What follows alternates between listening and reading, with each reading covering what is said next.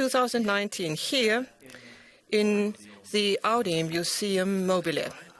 I would like to welcome everybody who's here in this room, but I would also like to welcome all those who are following our press conference online. You will also have the opportunity, as we just showed you before, the opportunity to ask any questions you might have during the Q&A session. And I would like to welcome the entire Board of Management of Audi AG and our Vice President, Global Marketing and Sales, Mr. Martin Sander, who is responsible for marketing and sales at Audi AG, and he is at the moment responsible for this division. Now let me give you some of the housekeeping remarks. First of all, the language of this meeting is German, and we have translation into English and Chinese. Behind me, you can see the channels, which you should please use for translation. First of all, we will hear Mr. Bram Schott. He will talk about the current situation and give you an outlook. The next speaker will be Alexander Seitz, who will talk about the last year, and he is going to present the key financials. And this will be rounded off by Peter Kössler, who will talk about sustainability. Now, in 2018, and I don't think I'm anticipating too much, 2018 was a year with lots of different challenges, both internal and external challenges. In particular, the significant changes in the political and economic situation. At Audi, we had this very challenging year to cope with, and how we responded and how we want to act in future. This is something you're going to hear now in a moment, because I'm going to hand over immediately to our CEO, Bram Schott. Over to you.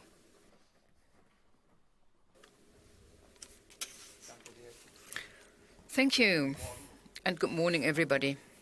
Everything's okay then? Okay, ladies and gentlemen, a very warm welcome to all of you to the annual press conference. Now, traditionally, we give you a review of the previous year, that's obvious, but before I start with it, I'd like to invite you to something. The ski jump, Kaipoller, do you still remember it? That was 1986. So the ski jump, we actually drove up our Audi 100. Who remembers it? Who does? Nobody? Oh, come on. I thought I was the youngest here. Apparently not. 47 meters, 77% gradient. That was really something. In 2005, then, we took an A6 to repeat this feat. So, 25 years of Audi Quattro and the two spots. I still remember it. Now, we really wrote advertising history. Now, even if you were born later, after the broadcast, Audi Quattro, the ski jump, I think most people know it. Why do I tell you this? Why do I mention this? I tell you because Audi really has to find its way back to this particular strength. And we are going to do it. Let me say this very clearly. And I don't mean this nostalgically. It's the style and the mental attitude. Because when you hear the name Audi today, some maybe might have a completely different image in their minds. You might think of a crisis right away. And at first glance, last year's figures might seem to indicate that. In 2018, our deliveries decreased by 3.5%. There is some noise here.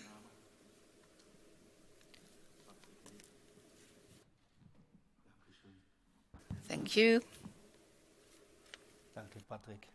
Thank you, Patrick. Give him a hand. Applause for Patrick. So in 2018, our deliveries decreased by 3.5%. 1,812 million cars were delivered to customers, 65,000 fewer than the previous year. The operating return on sales also fell to 6%. Now, this includes some special items. Alexander Seitz will explain this later. From the diesel crisis, a fine of 800 million, among other things that we paid last year. And again, Alexander Seitz will explain this later. Overall, we achieved an operating profit of around 3.5 billion. And compared to the previous year, well, that was 4.7. So we are not satisfied with these figures. But these numbers don't show the whole picture, and that's something that we want to explain.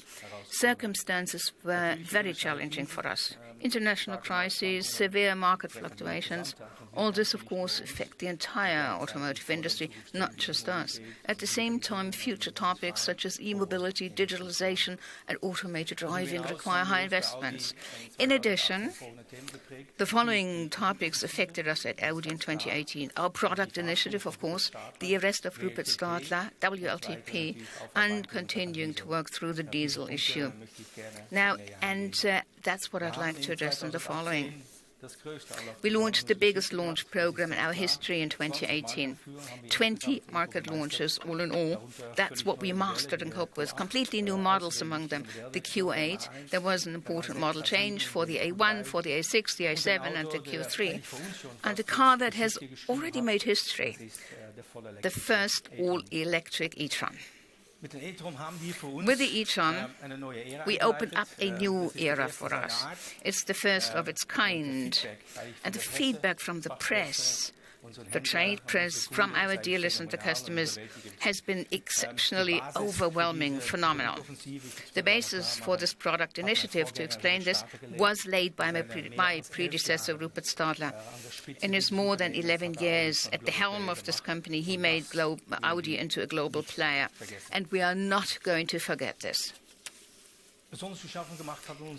Now, the changeover to the new WLTP test cycle in 2018 caused us particularly difficulties, that's obvious, because unlike our competitors, I must say we were less well prepared.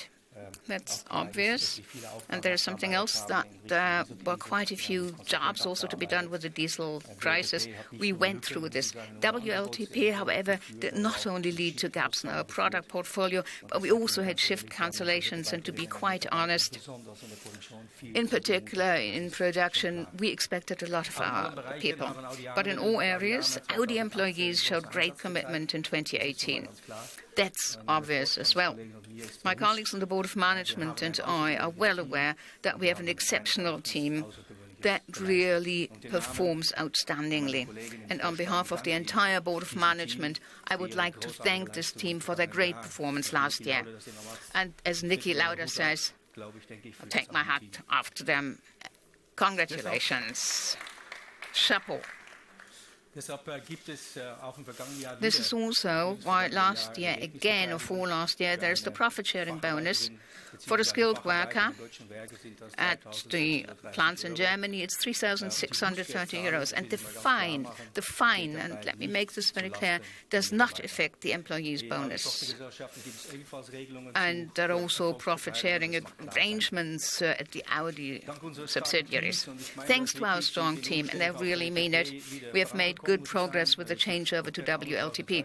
So 2018, there's been a lot of change. By the end of the month, we will have a general operating permit again for all of our engine transmission variants, and our customers can then choose from the entire portfolio in the car configurator.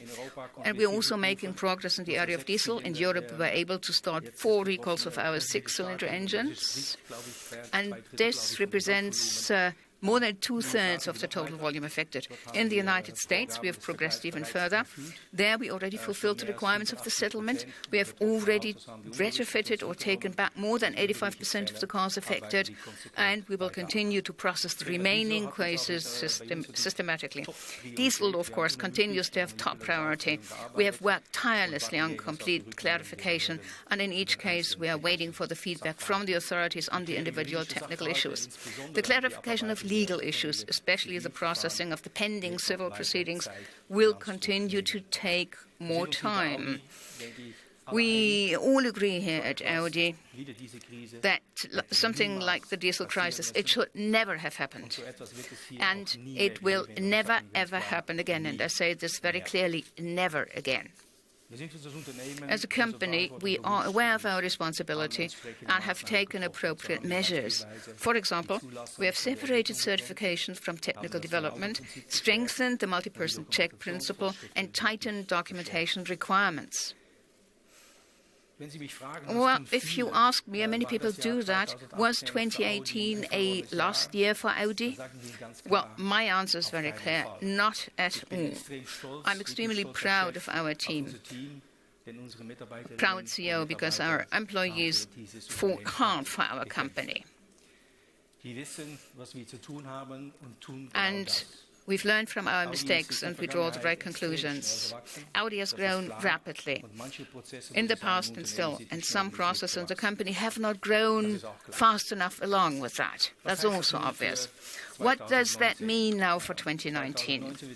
This year will be a year of transition, 2019, a year in which we tackle things, where we make changes and where we are going to improve the situation. WLTP's second act will once again be a feat of strength for us, but this time we are well prepared. We have reduced the number of engine transmission variants by 30%, decreased the complexity. The test bench capacity has been increased by 30%, and we actually added 300 more employees for homologation. Nonetheless, it is clear that despite these measures, WLTP will be a challenge for us, same as the market environment in 2019. Another factor in 2019, well, we will start the second phase of our product initiative. And once more, we have more than 20 market launches. 20. And we focus, of course, again on electrification, and we will continue to strengthen our top-of-the-line upper class and will launch numerous high-performance models. There are many newcomers at the same time, and that requires quite a bit of effort, that's obvious. And we also do everything in order to accelerate the transformation massively. And here, Mr. Klotz, Mr. Moss. So I've seen them here. We have intensive and constructive discussions with the employee representatives. We want to change this company together fundamentally with the Works Council for the better. And Larry Thompson. Larry, good morning. And his marketing team are helping us in this process. We are very grateful to you for your support. Thank you, Larry. We have revised our code of conduct, the principles of our actions. Integrity is at the top of the list. This is obvious. Ethically and legally impeccable conduct. We are also strengthening this behavior with a group-wide Together for Integrity program. And we are working on our corporate culture. At Audi, we want problems to be addressed openly. That's obvious. And our employees are to have scope for action. And we want to focus on value-oriented action. Our employees want to be proud again and shall be, because they work for a credible company, a company with credibility, and they want to look forward and ahead again. Believe me, it was a shock to all of us when our CEO was arrested. And of course, this unsettles and paralyzes teams. That's why I took a lot of time in these recent months, listening a lot. Our employees' worries have been addressed, but also their ideas for Audi's future. And we also took a very close look what are our competitors doing.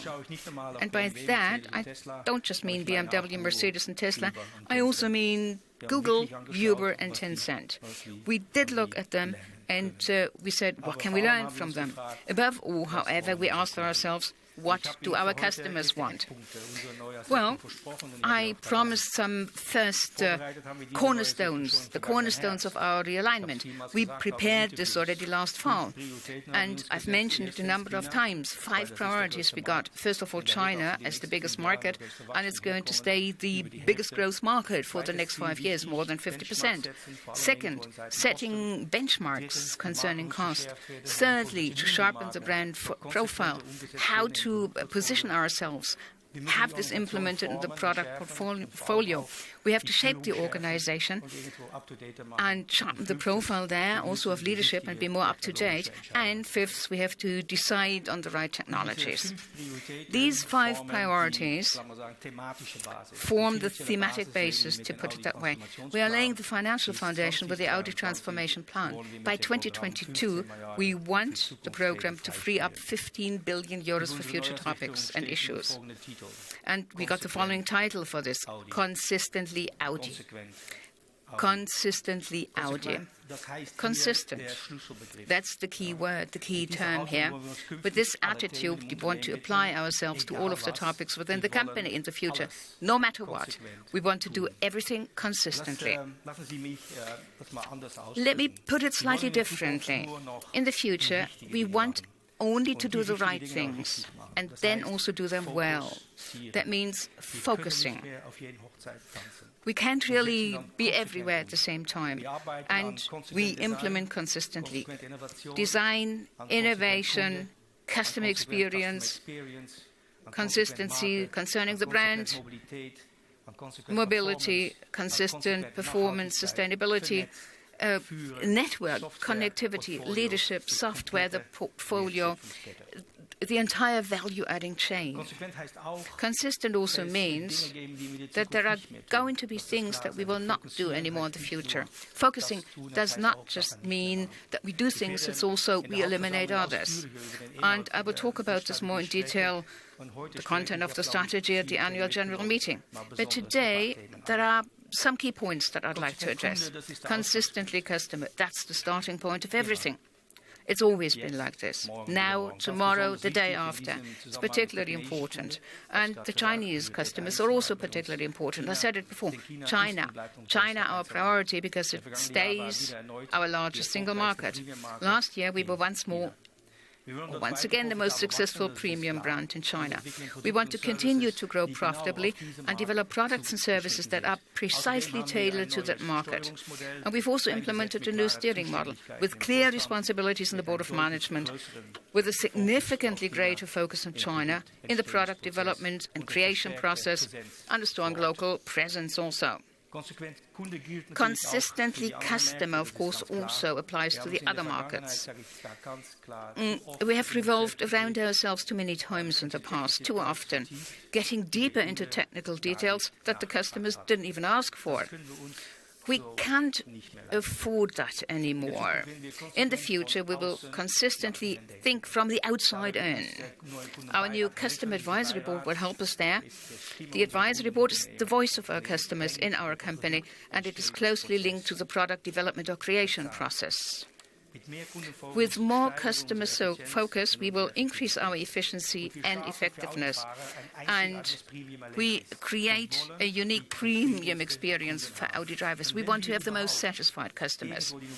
And if we want to be the number one in any area, that's the one. We want to delight our customers. The second field of action, consistently electric. We have an ambitious goal. We want to be at the forefront of the changeover to electric mobility. And that is why we are currently reviewing our entire portfolio and ask ourselves, what are we going to keep? What are we going to eliminate? And where are we going to rethink matters? By the end of next year already, we want to have 12 electrified models in our portfolio. 5 of them will be fully electric, 7 will be plug-in hybrids. You could see most of the models at the Geneva Motor Show already. At our press conference, we presented, for the first time, solely electrified cars. And we showed we are serious here. The Audi Q4 e-tron concept provides a glimpse of the first compact SUV that we have developed on the MEB platform. The series production car will be launched 2 years from now and will provide access to e-mobility for even more people. By 2025, we will further increase the number of electrified models to a total of 30. We electrify each of our model series and develop additional highly attractive and emotive electric cars, like the e-tron GT. From the compact SUV to the upper class, or top-of-the-line sedan, at Audi, every customer will find the right e-model. My next point is consistently connected. In the future, a car's drive system will be less decisive. Connectivity and the overall character of a model will be much more important. And that is why we are developing digital services with added value. And we also place a stronger focus on our mobility services.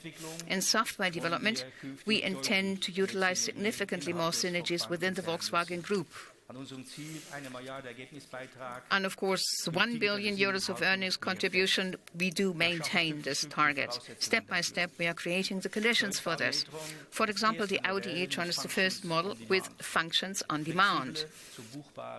Special equipment that can be flexibly added. The HoloRide startup is a very good example of how we are opening our My Audi platform to third parties. And with a special edition TT Quantum Grey edition, we will test the online marketing of our new cars as a pilot project in May. And of course, we do include our retailers here.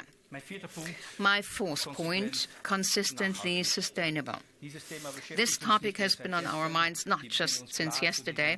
We are clearly committed to the Paris climate targets, in particular the 2-degree target. And later, you'll hear it in Peter Kessler's speech, our environmental and ecological commitment goes back decades. But it is precisely because of the diesel crisis that we now want to tackle this topic consistently. Sustainability is our ambition as part of the society. And at the same time, it's an absolute necessity for future success. Acceptance and relevance of our brand depend on it, and thus also the value of the brand. And that is why we are considering both factors, ecology and economy, into a new steering parameters.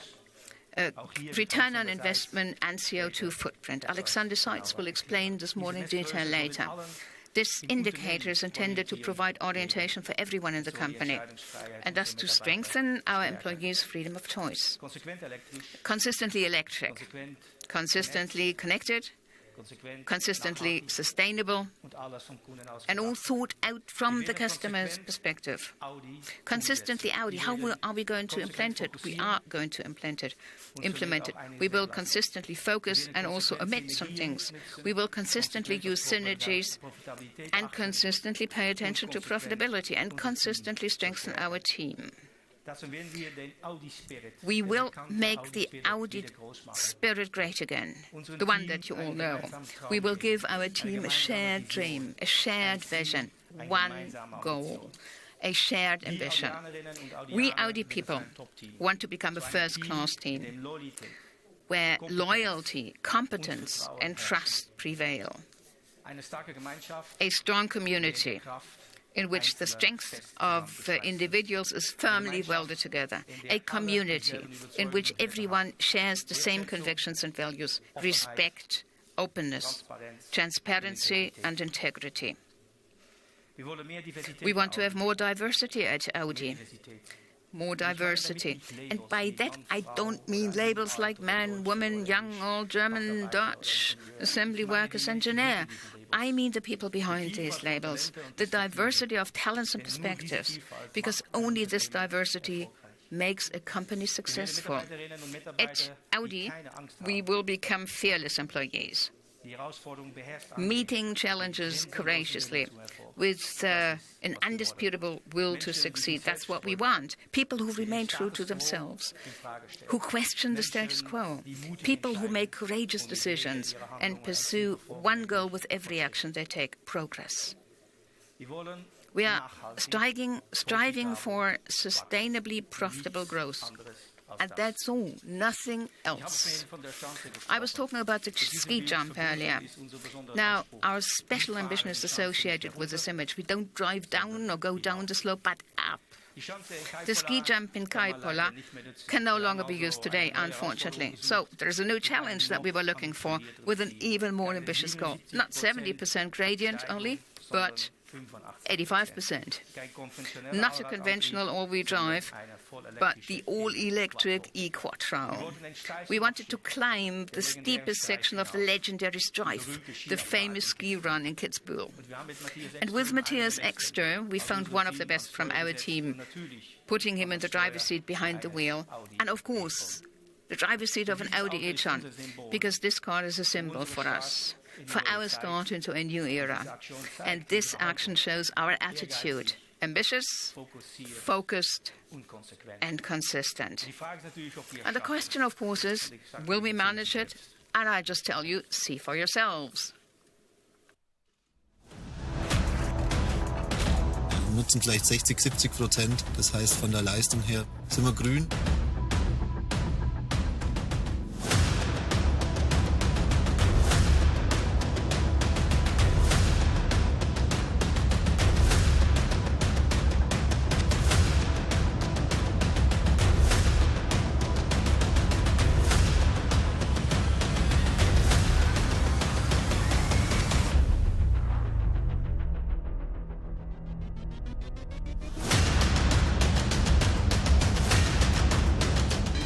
No, yeah, definitely don't want to stop here.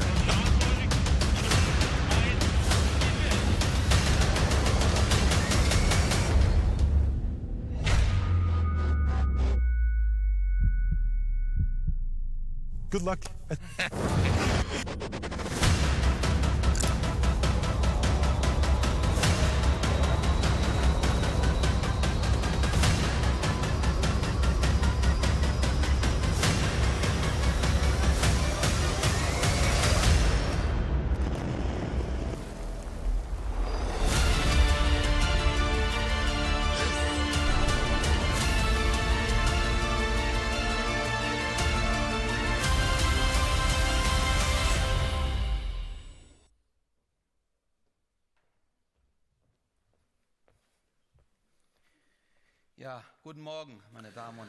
Good morning, ladies and gentlemen.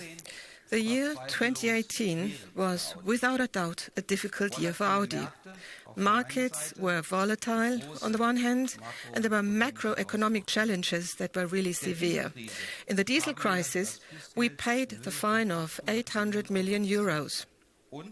And we also managed the biggest model initiative in our history. We changed over our entire portfolio to the new WLTP test cycle. Well, I don't like to say it, but I have to be honest. That was a stress test, and despite intensive preparations, we failed. Significant organizational deficits reduced our sales volumes and had a negative impact on our key financials. At the end of the year, we had not achieved the goals we had set ourselves. To put it bluntly, that was a disappointment to us and to me personally. In terms of deliveries, we were 3.5% down on last year, largely due to the changeover to WLTP. That hit us the hardest in Western Europe, where we delivered 14% fewer vehicles than in the previous year. Also in the United States, we aim to achieve more than just maintaining unit sales at the prior year level. At least with our SUVs, we achieved an increase. 57% of our US customers decided in favor of one of our Q models, 10,000 more than in 2017. In China, we were once again the market leader among the premium manufacturers, with more than 660,000 cars delivered and an increase of 11%. China provided the volume push that we needed in that difficult year. This brings me to the financial development of the Audi Group. Our revenue of 59.2 billion euros was close to the prior year level. Negative factors included the volume loss due to the WLTP and the launch situation, but also headwinds from foreign exchange rates. This was opposed to the very good China business and the better product mix. The top SUVs, the Audi Q8 and the Lamborghini, had a positive impact on revenue. At this point, I would like to send my greetings to Italy. Our subsidiary Lamborghini achieved a whole new level of business with the market launch of the Super Euro Super SUV, 51% more deliveries and 41% more revenue than last year. And more than two-thirds of Urus buyers are new customers for Lamborghini. Our operating profit is reduced by special items totaling 1.2 billion euros. The largest of them was the fine imposed by the Munich II Public Prosecutor's Office. Now that, of course, hurts us financially. But it was also important progress in overcoming the diesel crisis.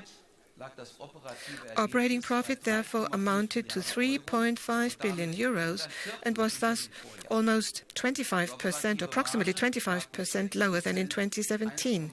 The operating margin of 6% was below our target corridor, and it was below the target corridor. Now, what are these numbers worth?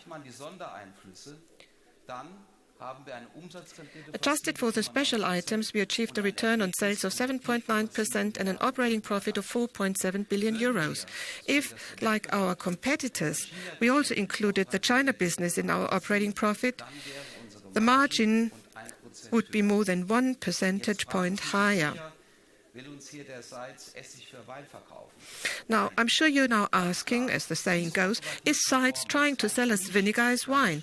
No, this operating performance is insufficient for a proud brand like Audi. It is a clear reflection of our failings with WLTP. We had a full pipeline full of highly attractive products, but our customers couldn't buy them. And that hurts me for the customer. And it hurts me personally as well, because a lot of earnings potential was lost there. Once again, in 2018, we had high upfront expenditure for new technologies and our production network. These are important, positive expenses for our future viability, but will initially reduce our earnings. We were able to offset a lot of these expenses, but not all of them with the Audi transformation plan. We had a 1.9 billion euros list of measures, and 1.1 billion euros had an impact on earnings compared with the previous year. And this shows clearly how much potential there is in the Audi organization. And we will now make consistent use of it. I promise you that. Cash generation remains our strength. The fine of 800 million euros, plus a further 400 million euros for diesel issues, have been paid. What now remains is a net cash flow of 2.1 billion euros. If you adjust for the diesel payments, the figure is 3.4 billion euros. Once again, we have covered all investments from our own resources, and net liquidity of 20 billion euros is at the previous year's high level. Here too, one could say it's not that bad, but that would not reflect Audi's expectations or the expectations of our owners and stakeholders or interest groups, and certainly not my personal expectation either. In 2019, we will apply all our strength to overcome that low point and get back on track.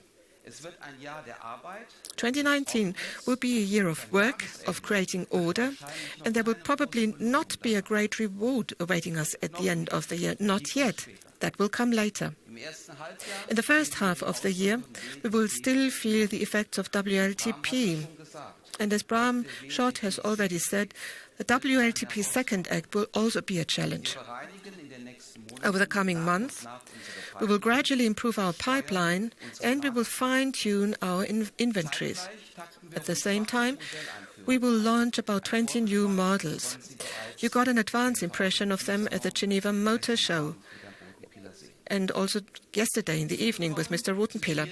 In addition, there are difficult markets, currency and raw material risks, with the continuation of high upfront expenditure for the future of Audi. In terms of deliveries, in the first 2 months of the year, we lost 5.5% year-on-year, which was also caused by WLTP. In the course of the year 2019, we expect a push from our attractive young portfolio, and positive effects from inventory optimization, and therefore a moderate increase in unit sales. This will, of course, also be reflected in revenue. However, nevertheless, we anticipate only a slight increase in revenue due to the currency headwind. Starting this year, 2019, we are adjusting our long-term target corridor for operating return on sales to 9 to 11%. A brief explanation. We are focusing more on core activities.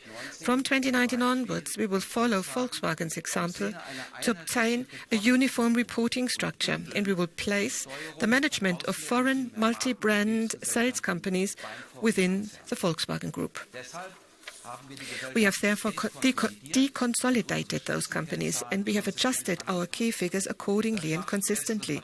This creates better comparability and greater transparency. We will probably not achieve our strategic target corridor of 9 to 11% this year, and we anticipate a return on sales of between 7 and 8.5%. Net cash flow is expected to be between 2.5 and 3 billion euros. So 2019 will not be a record year in financial terms, but we will do our homework consistently, because we cannot continue as before. Audi must become a high performer again and get into the headlines for that reason. And that's what we, as the Board of Management, want to achieve. And that is also what our employees, our customers, and the capital market expect. To achieve it, we need to accelerate the transformation, and we will only succeed in doing so if we establish the change in our organization and structures in a sustainable manner. The Audi transformation plan will play a key role in 2019. It is the basis for our successful change. We are using it to finance upfront expenditure for automated driving, for digital services and electric mobility. We are planning 14 billion euros for these areas alone by the end of 2023. And we are releasing the required funds through targeted measures on the revenue and cost side. This requires prioritization, focus and consistency. It won't be comfortable, that's clear. But we are placing the profit zone clearly ahead of the comfort zone. Only in this way will we create scope for upfront expenditure and will secure our operating return on sales target and thus Audi's future. An analysis of our cost and revenue structures has shown that there's a lot of potential. This is why we have tightened our ATP target from 10 to 15 billion euros. 70% of that is already covered by concrete measures. Now, let me give you a few examples of how we are tackling costs along the entire value chain. As you heard, we are now streamlining our portfolio. This will reduce complexity and significantly lower our product costs.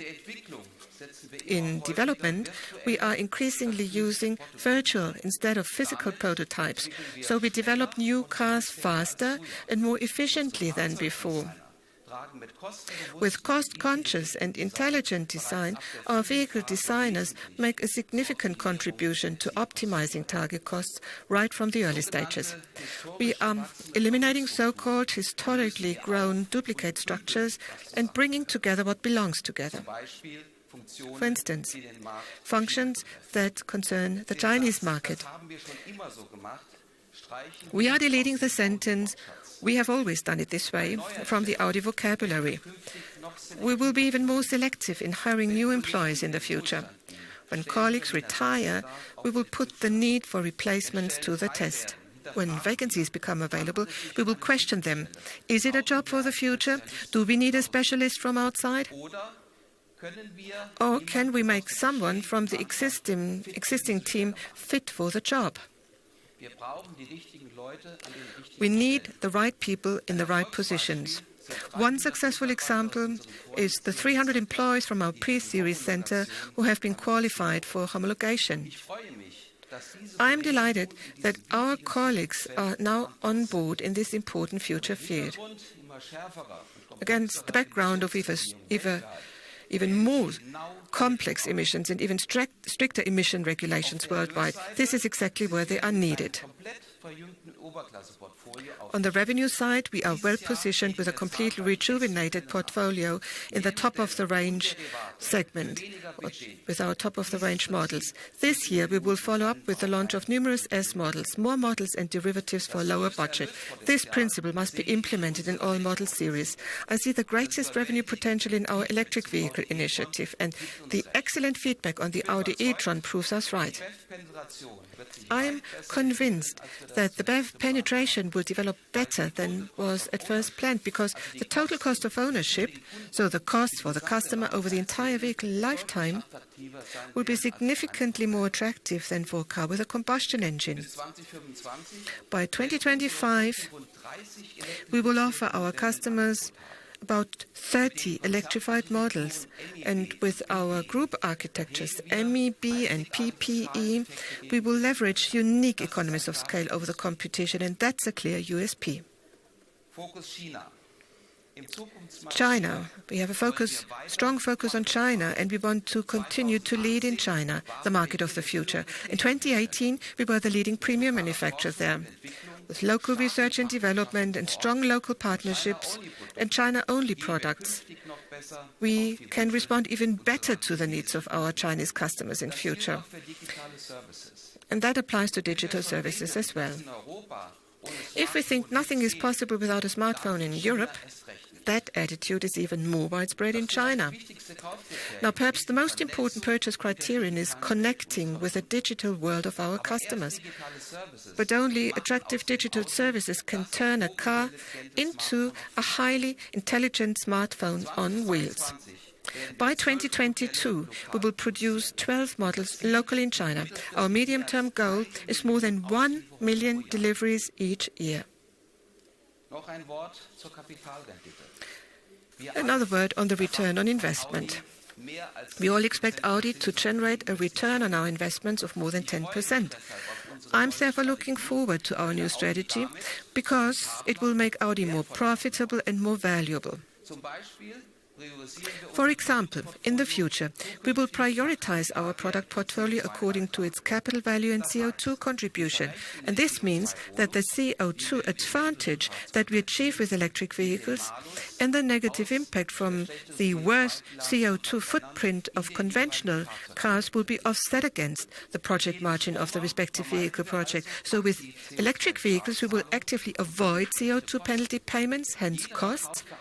And each Audi e-tron sold is valuable in two ways and has a direct impact on our return on investment. But even beyond these considerations, it applies that wherever we place investments and resources in the future, significantly more value must be generated. More products, more return, more premium. Only then will the efficiency calculation work out. Now, what does this mean in concrete terms, in terms of value creation? In dialogue with our social partners, we are questioning ourselves critically. Where should we reduce the depth of production or service provision? How can we increase our productivity? What is the most economical allocation of work and tasks between the plants? In order to improve resource costs and capacity utilization, we are merging model platforms and making production more flexible. And if we do this right, we will ensure future viability at every Audi plant. Yes, we have a lot to do in 2019 and the upcoming years, certainly. A lot, but not too much. It is ambitious, but it's not unrealistic. I'm convinced of the potential of the Audi brand. The transformation will be hard work for the entire Audi team. It will challenge us every day, but I'm absolutely confident that Audi will emerge from it with new strength. Thank you.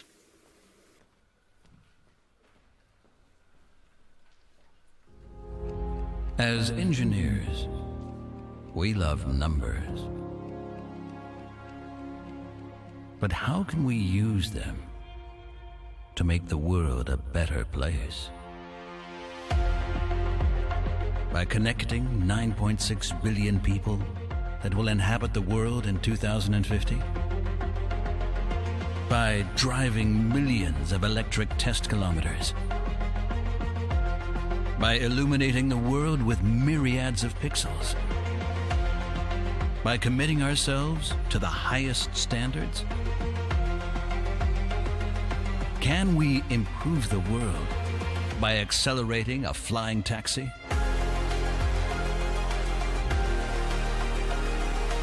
By saving urban parking space? By charging faster and faster? By reaching the ultimate level of autonomous driving? or simply by applying four-wheel drive? The answer is yes, we can.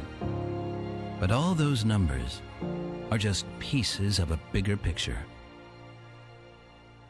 A bright future.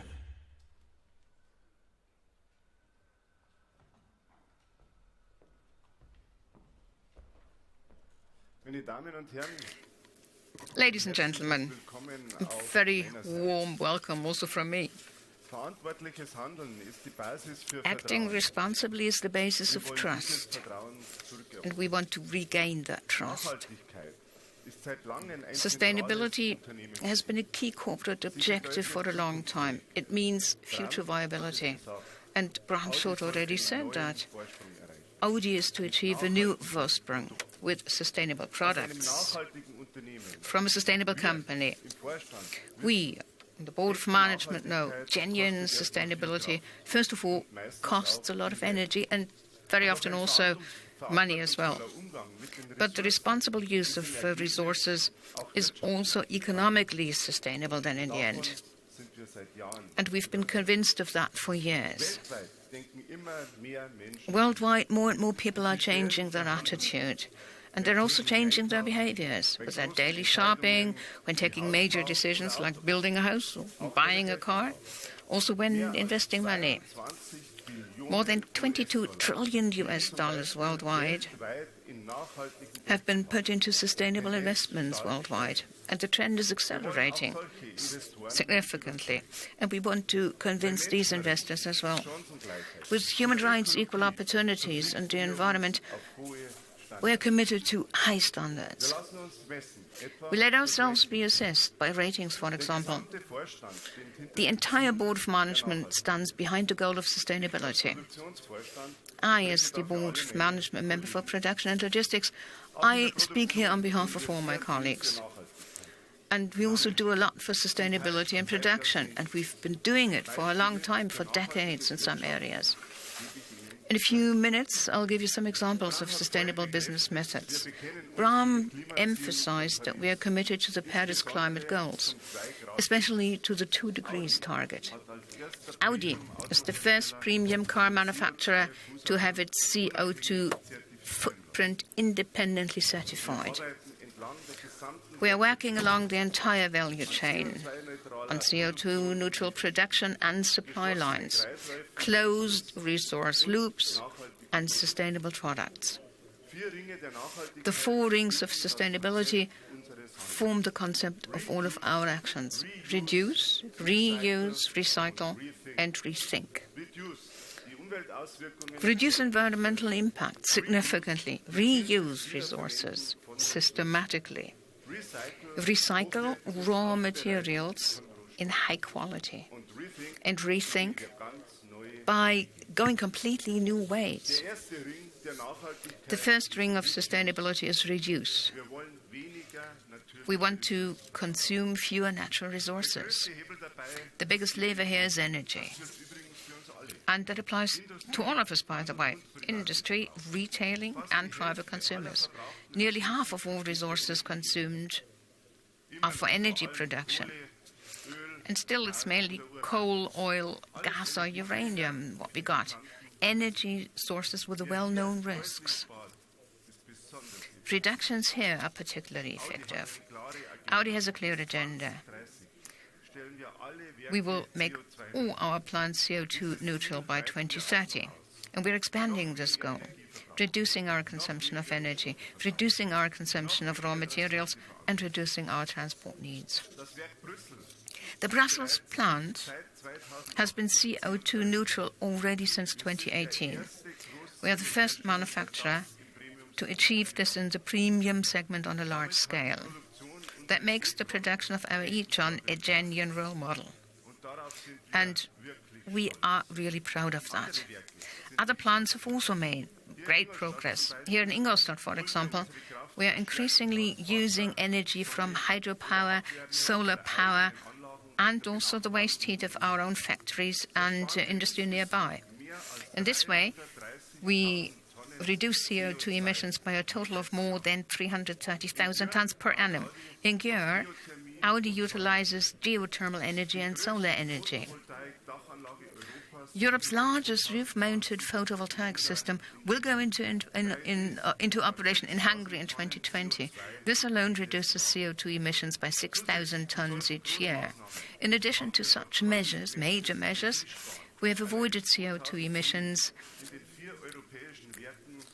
of more than 23,000 tons at our 4 European plants alone since 2010.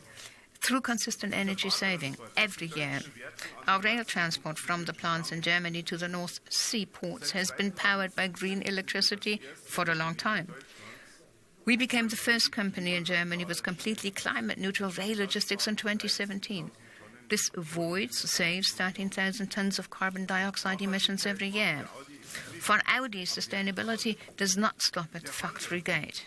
In the value chain, retailing is the main customer contact. The first Audi pilot dealerships are already nearly climate neutral. For our independent dealers, we have developed an environmental concept. The Audi Center in Hof is a prime example.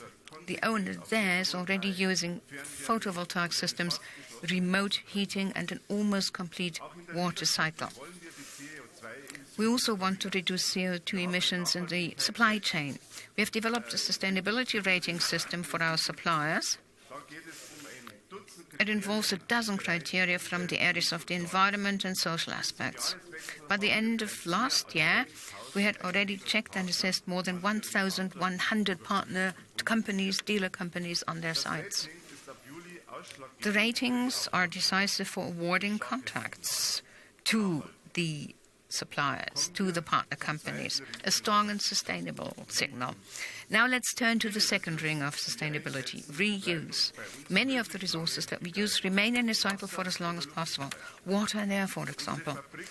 Our factory in Mexico is already completely free of wastewater. Used water is cleaned. We then reuse it in production, for example. San Jose Chapa is therefore a pilot plant. The other plants are also optimizing the water consumption. For example, here in Ingolstadt, with new technology, such as a membrane bioreactor. My second example is the air cycle. In the paint shops in Ingolstadt, Győr, and San Jose Chapa, this vision has already become reality. By reusing air, we enormously reduce the amount of energy we need. And a sophisticated exhaust air purification system reduces the emission of volatile organic compounds by more than 90%. Reducing emissions. This is how we save energy, and we cut costs. We create closed loops. This is a major topic with conventional combustion engines. They're becoming increasingly efficient and more environmentally friendly. We are also working hard on sustainable environmental friendliness in the field of electric mobility. Take the batteries of an Audi e-tron. They are designed for the entire life of the vehicle. After that, the batteries still have a large proportion of their original capacity. Now, dismantle and recycle, that will be far too early for that. We are therefore now testing reuse concept for our batteries. In production, my department in retailing, and for other users. These lithium-ion batteries continue to be extremely valuable for energy storage. For example, for green electricity from solar, wind, or hydropower. The third ring of sustainability is called recycle. Worthless waste, that was long ago. We have long regarded it as a valuable raw material. Our goal is to separate by type of waste, recycle while maintaining quality, and reuse innovatively. We are already developing recycling concepts for electric mobility, although we will only need them in a few years. Because elements used in high-voltage batteries such as cobalt, copper, or nickel are very valuable. A battery contains 8 kilos of cobalt, for example. We want to recover it and use it for new batteries. We have initiated a research cooperation with the recycling specialist Umicore. This is bearing fruit. In the lab test, we've been able to recycle 95% of these materials. Aluminium, Audi is a pioneer here, not just with our space frame in the car lightweight construction, reducing consumption sustainably, but we are also well aware of the negative impacts from the production of aluminium. And that is why we act whenever we can exert a direct influence, which is recycling. We separate all waste aluminium from steel in the press shop. Then we press the waste material to save space, put it into railway wagons, so we save money and energy. It is then reused by our partners and by us at the plant. So with steel and aluminium, nothing is thrown away. The complete recycling of aluminium alone avoided more than 90,000 tons of carbon dioxide emissions in 2018, 30% more than in the year before. Achievements like this spur us on. And this is how we come up with new ideas in search of Vorsprung. Rethink, our fourth ring of sustainability. That's the header there. Rethinking means reflecting, thinking beyond the company and acting accordingly. I know economic journalists like to go through the roof and they're going to experience a green miracle. Here in Ingolstadt, we've got meadow herbs and wildflowers planted on our roofs.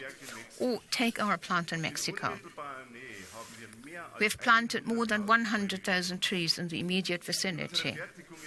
And at our factory in Münster, we have countless insects flying between large flower meadows and rare varieties of fruit trees. Regular monitoring has shown us the increase in biodiversity there. You will have noticed I can really be enthusiastic about it. We are convinced our sites should provide a habitat for plants and insects. In the world around us, this habitat is becoming increasingly scarce, and that is why we are creating space for biodiversity. Ladies and gentlemen, we as car manufacturers has to do even more for sustainability, must do more, and we want to do it, but we can't do everything just by ourselves. Now, rethinking leads to the conclusion that sustainable mobility or the energy turnaround or climate protection, no one can manage all that alone. We have to do it together. Audi, therefore, has a lot of alliances and partnerships working on exactly that. In a few months, Ingolstadt will get its third train station. It will be directly here on the plant grounds. We've planned and financed the project together with the German railway system, the Free State of Bavaria, and the city of Ingolstadt. It's a very strong complement to cars, buses, and bicycles being used for transport. It reduces urban traffic and reduces emissions. For global challenges, we need worldwide cooperation, such as the Global Aluminium Alliance, ASI. We've been working with a great deal of commitment in this alliance since 2013. A global sustainability standard has been created with environmental, social, and business ethics criteria.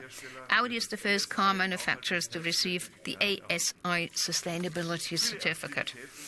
Many of our activities are not reflected in the financial statements, but we want to contribute to improve our environment. After all, our families, all of us, our neighbors, we all live here near our plants. You can have a closer look at one example later. Right in the middle of the Danube meadows, there is a former oil refinery. The area was heavily contaminated. We will have 600,000 tons of soil taken out and cleaned.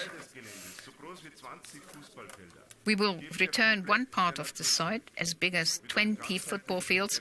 We are going to return it completely to nature with a holistic concept of biodiversity. We do apply a wide range of new technologies to do this. The result is the biggest reclamation project of that kind in our country. The IN Campus, Ingolstadt's new think tank, for bright minds of Audi, for startups and for scientists. Take the opportunity to have a look around later this afternoon. We are also very proud of the work of the Audi Environmental Foundation. This year, it will celebrate its 10th anniversary.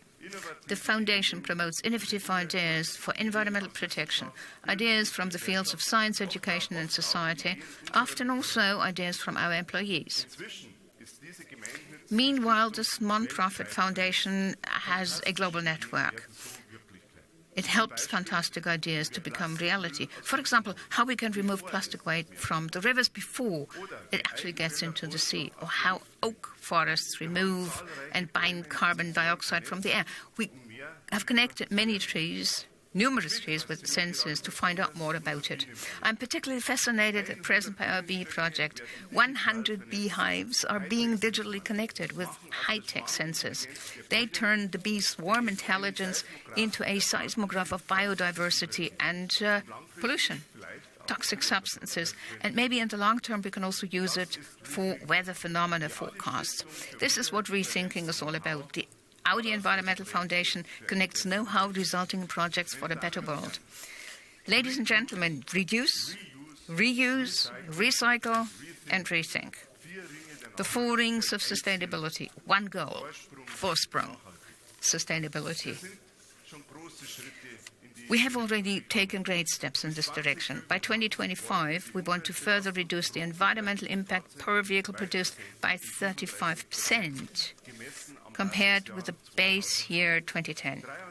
Now, we've already achieved 23.7%. Moreover, we accept greater responsibility, going beyond our own entrepreneurial activities, for the environment, nature, and the society, for a shared future. Thank you.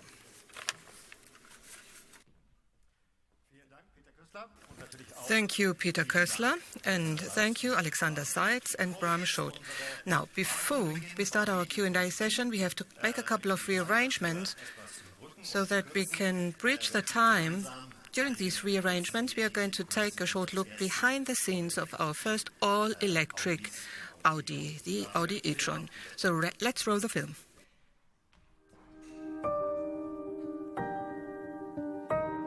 What I'm most proud of is that the Audi e-tron is 100.0% an Audi. You will see, smell, feel Audi in its design, in its quality, in its workmanship, in its technology. In 10 years from now, we will talk about e-tron the same we talk about Quattro. It will be in the heart, in the essence, in the DNA of Audi.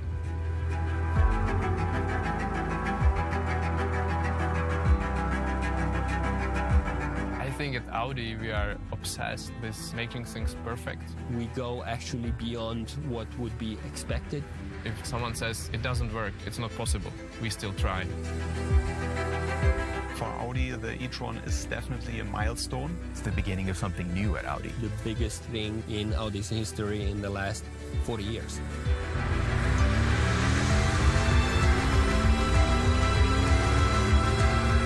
We are convinced that electric driving is the future. We had to incorporate every single bit of knowledge and expertise over many, many decades.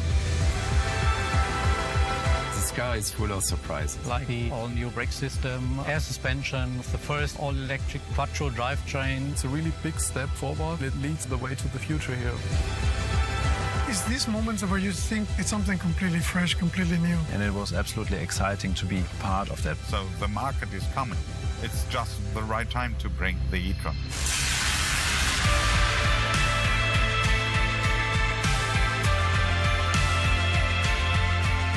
It is a no-compromise battery electric vehicle.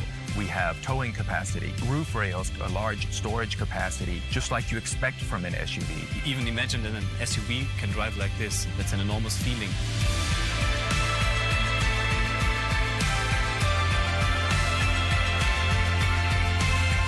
After many, many years of the work where you can see the result, it's a really special moment. In the end, we managed to make something which was impossible, somehow possible.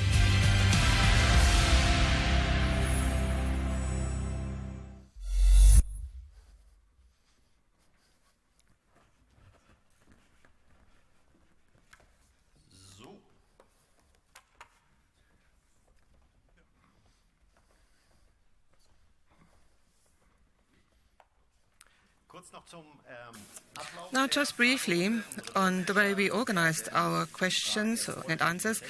The translators will translate any questions asked in languages apart from German, will be translated into the room. And after that, there will be answers from the managing board. To the guests, you have our iPod here in the room. You saw a film before which gave you instructions on how to use this iPod. If anything is not clear, if you don't know how to use this iPod, just raise your hand. There are colleagues here in the room who will be happy to assist you.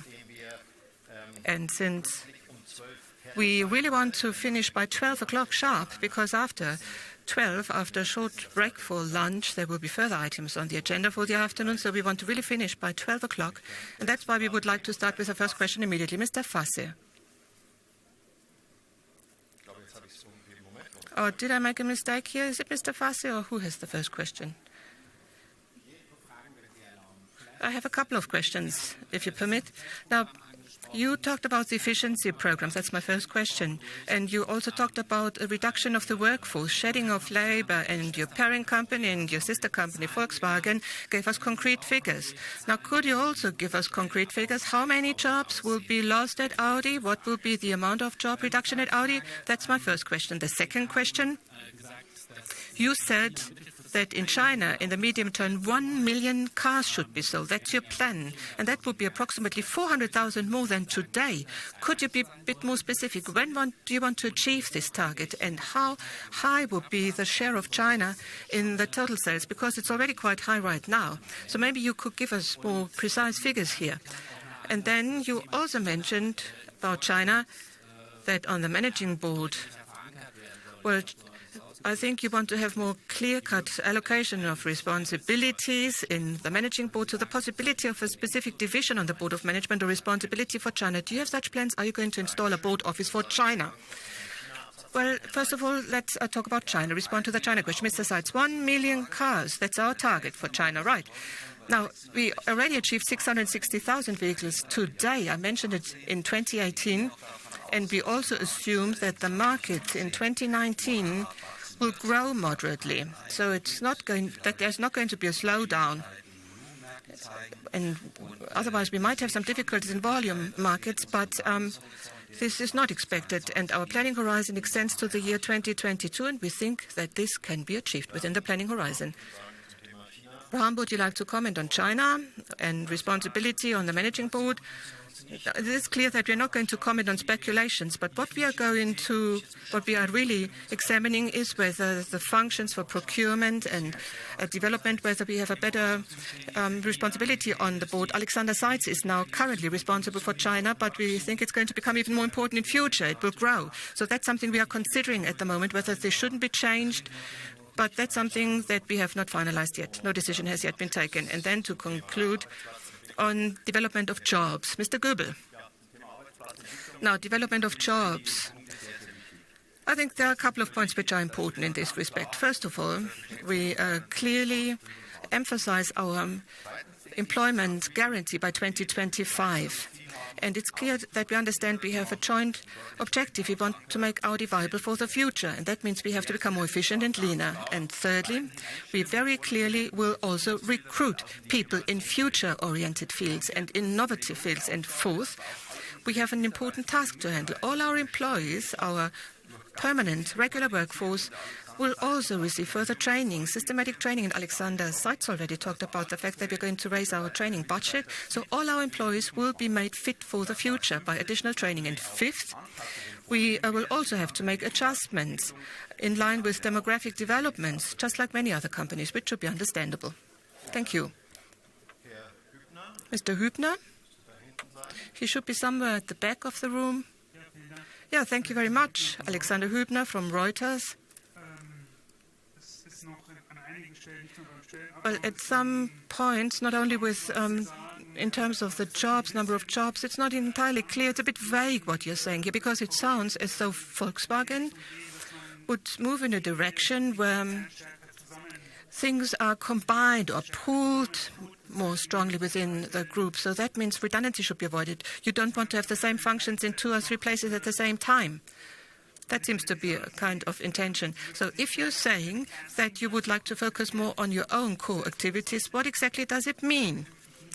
What are you not going to do anymore in the future if you want to focus on core activities? Could you give us an example, maybe? Now, group synergies. Bram? Well, it's quite clear. It's something that I said clearly before. It's generally the case that we want to combine our strengths and consistently make use of synergies. And I think it's a huge advantage that Audi is a member of a large group. Our cooperation with Porsche will be intensified as well. That's clear, because this is about the premium part of the market. And we also have the MQB, MEB, and with this we can achieve synergies. But only the possibility of using synergies doesn't mean you have them. You have to implement them as well if you have them. And I think we could do a better job there, implementing existing synergies. And I think it's also quite good. I think Herbert Diess made it very clear 2 days ago. It's good that we have to use the force of being a member of a group. Many of these brands in the group have strengths which we have to benefit from. And Alexander Seitz made it clear, if we look at investments for the future, what we cannot afford within the group or Audi is we cannot spend €1 twice. So consistent use of synergies is something that will be even more important in the future than in the past.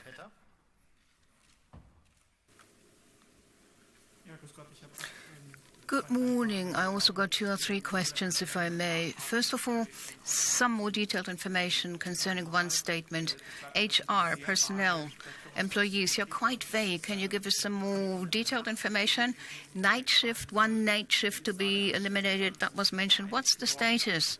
Any agreement reached already? And then it was about leadership, the leadership level. Can you also give us some numbers there? Managers, executives, how many will be affected, or how are you going to reduce the number there? So much for HR. Wolfgang Porsche made a statement in Geneva saying that he thought it was the wrong decision to take the e-tron manufacturing to the Brussels plant. Do you agree? Would you do it differently today? What about the next e-cars? Where are they going to be manufactured? And the last point, online marketing, you mentioned this. Tesla, they focus 100% or almost 100% on online marketing. What about your plans there? What's the order of magnitude there for new cars? What kind of online share do you expect? And what about the dealers? How will they be involved? I'll start with the end, the last part of the question rather. Martin, online marketing.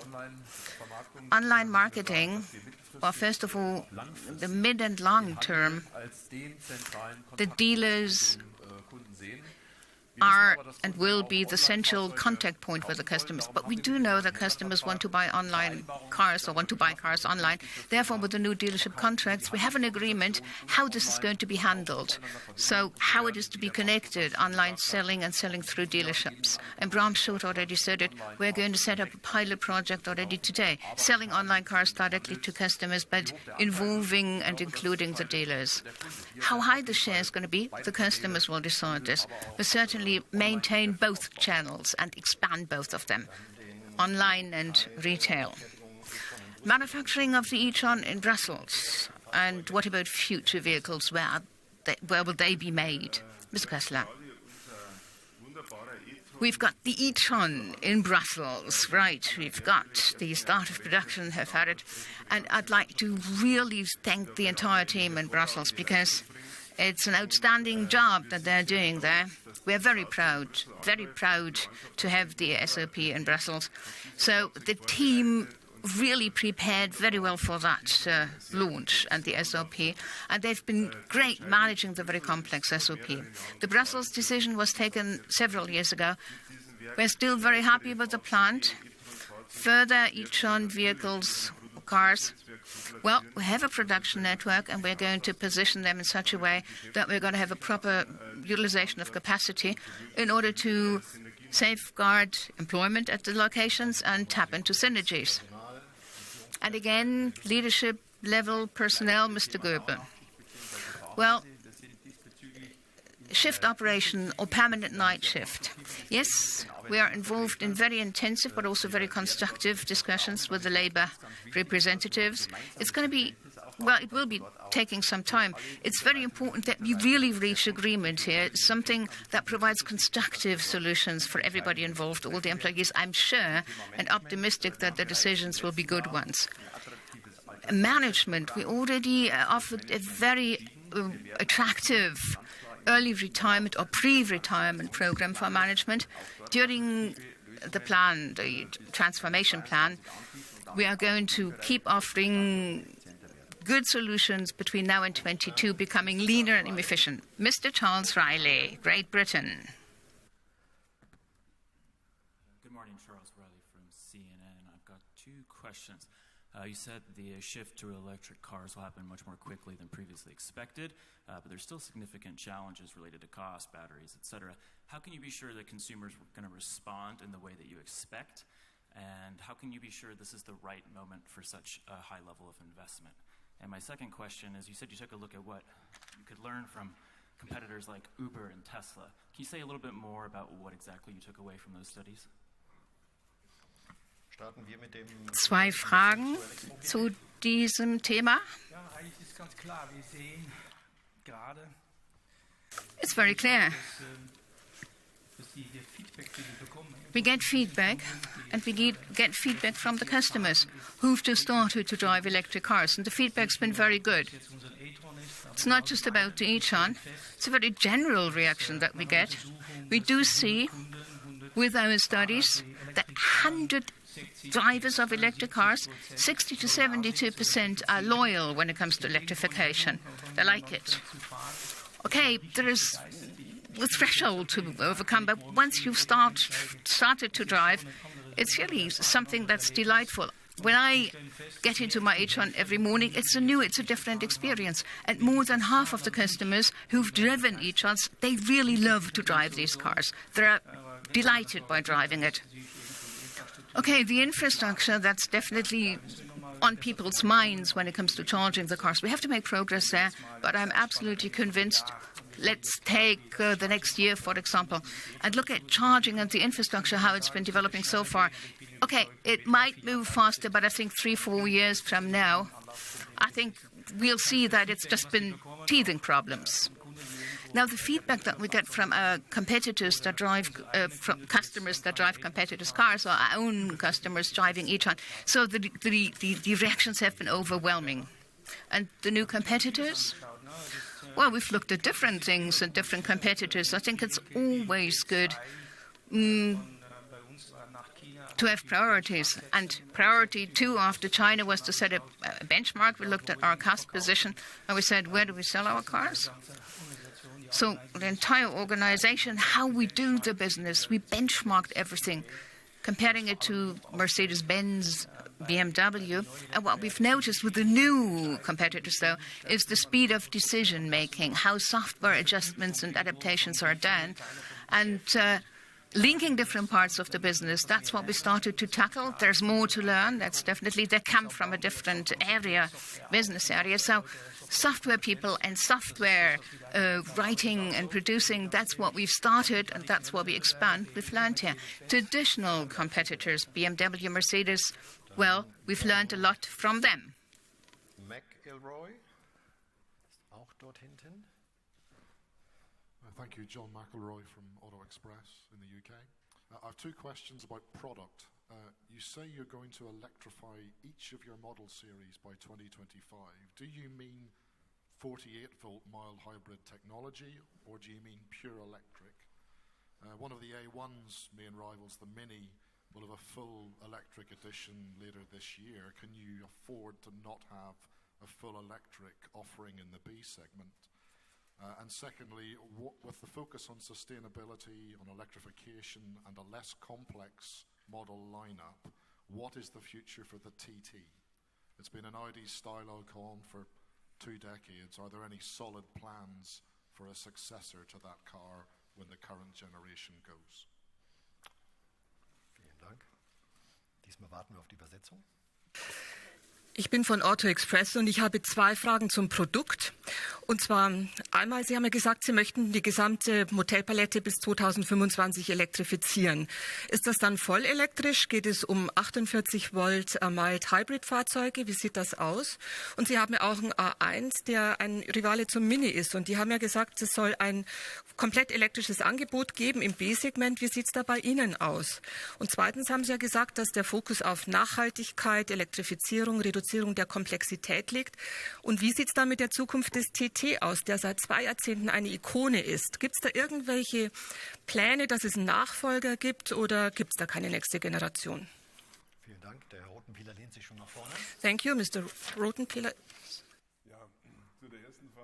Thank you, Mr. Rotenpieler. 48 volt mild hybrid. This is not part of completely electrified. This is not what we mean. We mean plug-in with a range, zero emission more than 40, 50 kilometers, and BEVs, of course. Mild hybrid is not included. So mild hybrid is not what we mean. Then the B platform, well, it will certainly be electrified. There will be a wide offering for this as a flat, sporty vehicle, but also as an SUV. And TT, well, that's a topic which is very emotional to us. We had emotional discussions on it on the board, very much so. There are some people who say, we'll stop it, but I say it's part of our DNA.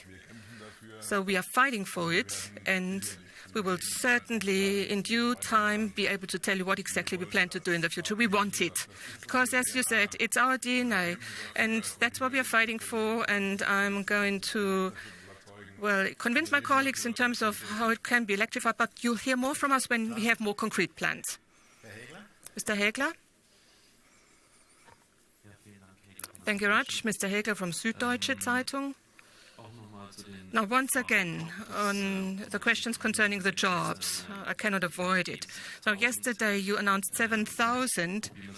So maybe we can try to talk about the 90,000 jobs at the moment at Audi.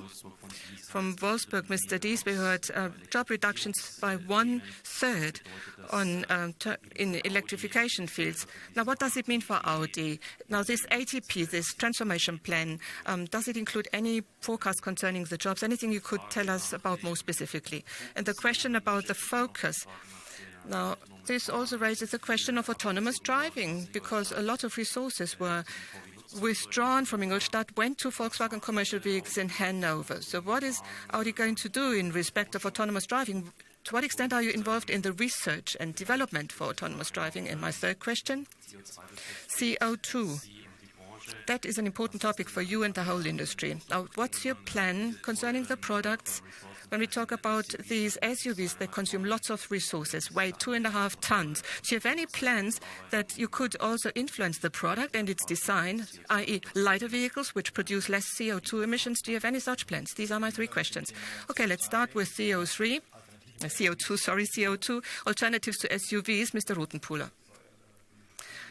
CO2 alternatives for SUVs. Now, that was the last part of the question, the large SUVs, whether we have any alternatives, like the ones we showed last night. Now, first of all, I have to tell you that for SUVs, it's not the weight, but the size that matters. And for the SUVs, we have a certain offering, and you all know that. It's very popular. People like our SUVs, but we also have flat and sporty vehicles that produce much less CO2. And Mr. Sander? The structure of our offering and the attractiveness of flat vehicles, this is what we need to emphasize more and more. The customers have a choice. We have both types of vehicles in our offering, and you cannot reduce CO2 emissions via the weight of an SUV. It's because of the size of the vehicle, and we're intensively working on also making sure that SUVs are aerodynamically refined. So by means of making it more aerodynamic, it would become more efficient. But it's the sheer area of an SUV. You cannot eliminate it. It's large. We need flatter vehicles, flat and attractive vehicles, and that would be a major contribution to CO2. And of course, for each and every SUV, Q5, Q7, at the moment Q5, we also have an e-tron. We have a Q5 e-tron. So that is a certain balance we have also in return on investment for CO2. That's why I like the e-tron. It has profit contribution, between the Q5 and Q7. At the same time, it has a favorable CO2 contribution. So it finances helps to finance our CO2 balance. Customers have a choice, and the market determines what is bought. Then the second part, autonomous or automated driving, what we are focusing on here in the group. Mr. Schott? Well, as you just said, synergies within the group can be achieved. Now, it's quite clear. Volkswagen commercial vehicles, you mentioned them. We do have a leading role. And what we are doing, I mean, it's quite logical. Because when you think about autonomous driving, it means, one can clearly say, that there will have to be a certain standardization in future. It's not just cooperation within our group of companies, with the colleagues from Volkswagen commercial vehicles or in any other way with Volkswagen. I could also imagine that in future we might cooperate with other parties outside the group. That's clear. If you really have sensors, infrared and radar, if this kind of technology is standardized and becomes homogeneous, and when we consider introducing this technology, then it's difficult to distinguish your brand via this technology. And then, of course, the magic word is cooperation. And as Alexander Seitz said, we have to be present in many different, or we have such a lot of work to do in our company, so it makes sense for autonomous driving to cooperate with the others in the group and beyond. And beyond our group, we will have to cooperate as well. It's going to be very important to get standards here because the investment to be made, the efforts to be made for autonomous driving is very high, and also the standard and product liability issues are extremely important for autonomous driving. So we think beyond the actual confines of our group. And with this, we come to the first part of your question, jobs. HR, Mr. Goebel. Yeah, thank you for this question. Now, we have more than 90, you mentioned more than 90,000 employees. Today in Ingolstadt, we have approximately 44,000, Neckarsulm 17,000 employees. And our biggest task is going to be, since we also have divisions today, where we need more capacity, a future-oriented field, where we have to invest additional capacity, and we have other areas where we know exactly that these jobs will cease to exist in future. So our biggest and most important task will be to give the assurance to our employees and make them feel comfortable with the future job situation. No matter whether you stay with the company for 10, 20 or 30 years, by means of training, we should not only limit our considerations to the individual sites, but the whole Audi group and Volkswagen group. So we should train colleagues. So training is the important word here, so that all our colleagues in our regular permanent workforce are no longer nervous about losing their jobs. We have to give them assurance. We have to make it clear to them that their jobs will be future-proof. There will be new jobs that we will also need in future. And that's going to be our greatest challenge, not only for HR, but for the whole company. And for this, we also have intensive discussions so that within the context of our transformation process, we should be able to do it. Sorry, a question without a microphone. The answer is we will certainly not grow like in the past 10 years. It's going to be our task to also observe demographic development. In Germany, we will have fewer people, so we have to be in line with the demographic development in Germany. And we have to find new jobs which are important for the future, while at the same time, certain jobs will no longer be required or dropped. And the people formerly in those jobs have to be trained accordingly so that they can still work in our company in places where there are jobs. But we can certainly not grow infinitely, but we will follow the demographic line. Mr. Rauwald.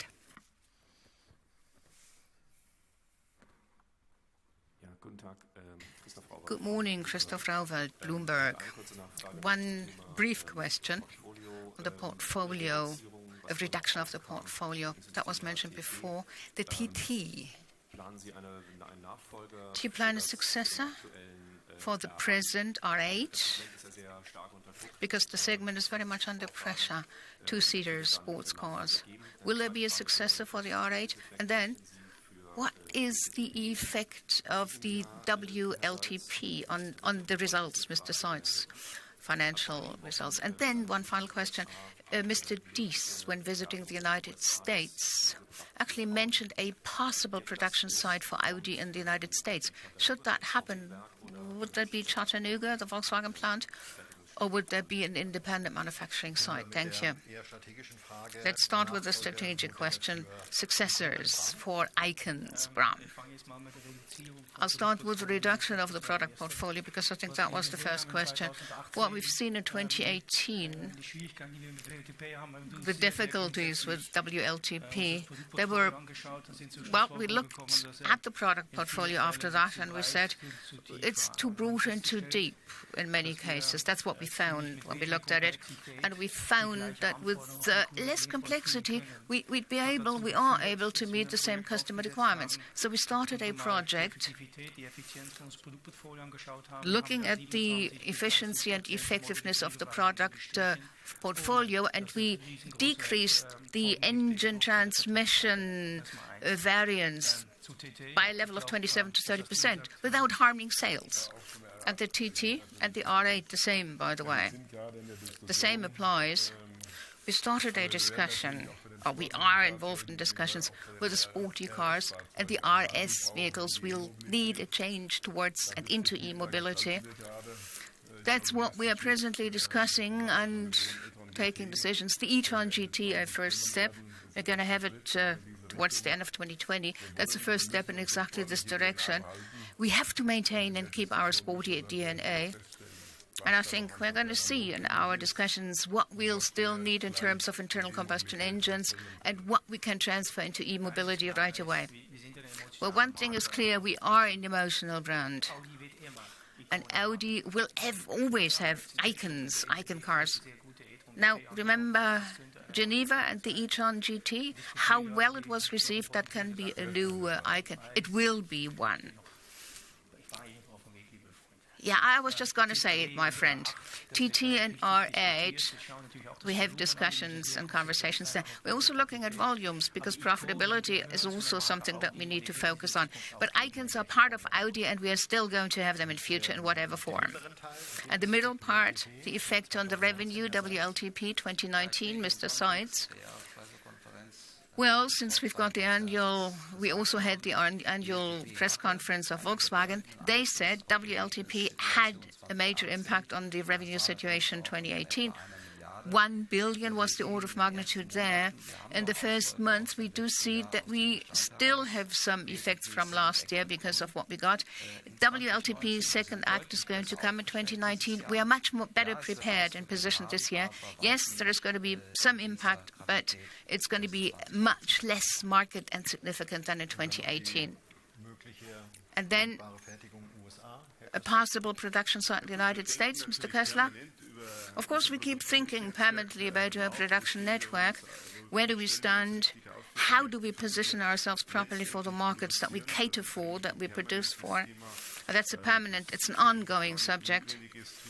So it's not really necessary to mention this additionally. It's a permanent type of investigation or study or look that we take. When are we going to produce what? That's all I can say. And next, Mr. Gu Xingbang.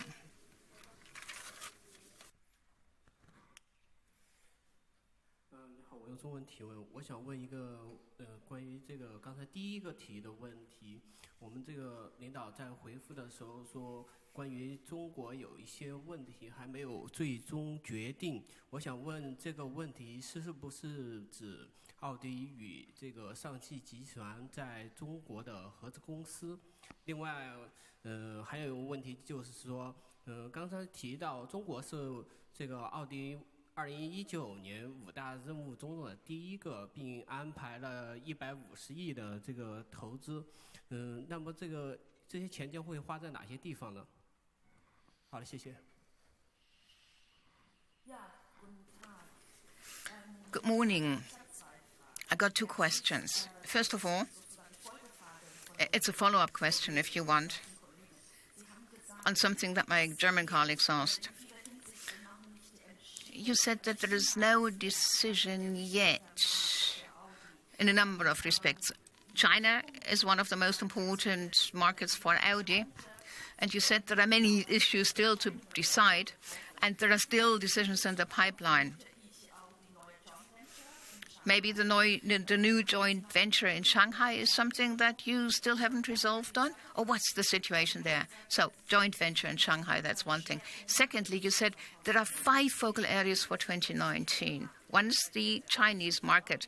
You've said that it's very important for Audi.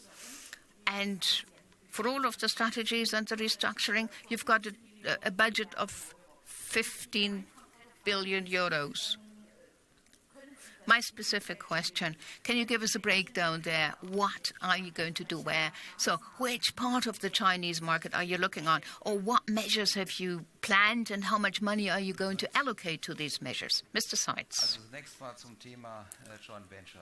First of all, on the joint venture, one thing is clear: we are very much welcoming the opening up of the Chinese market, automotive market, as a group, and also as Audi. We've been very successful in our cooperation with our joint venture partners, and there's definitely not a one-sided decision just taken by us. All of the stakeholders have to be involved in these future decisions. And as part of our corporate activities, it's also necessary to assess all of the possible and new options, also by our competition. And we have to take a very close look at the laws then, the legal situation, which we're going to do with our stakeholders. Mr. Martin Prehm.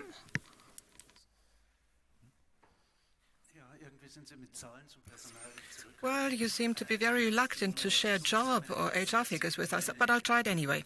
Over the past few decades in the area of Ingolstadt, you actually withdrew all the capacity from the labor market, and now you're saying you have to revise whether vacancies should be filled again. So what are your perspectives for the future development? Because you're saying you're following the demographic line or development, which at the end of the day means that with, the baby boomers now leaving their jobs, you want to use this possibility for reducing your workforce. But what are you going to tell coming generations? Because this is an area which was completely employed by Audi in the past. We had almost full employment because of Audi and its jobs. So what about future generations living in this area? Do you have any plans? How is it going to affect the whole of Bavaria as well? Now, a question concerning our site in Ingolstadt and jobs. Mr. Goebel. Now, I think what's really very important is the fact also when we also look at the past, and we know that these two sites, Ingolstadt and Neckarsulm, they are the backbone of Audi. We realize that, and that's how it's got to be also in future. And we also discussed that there we have very important markets. In China, of course, we have separate issues, and that's an important market as well.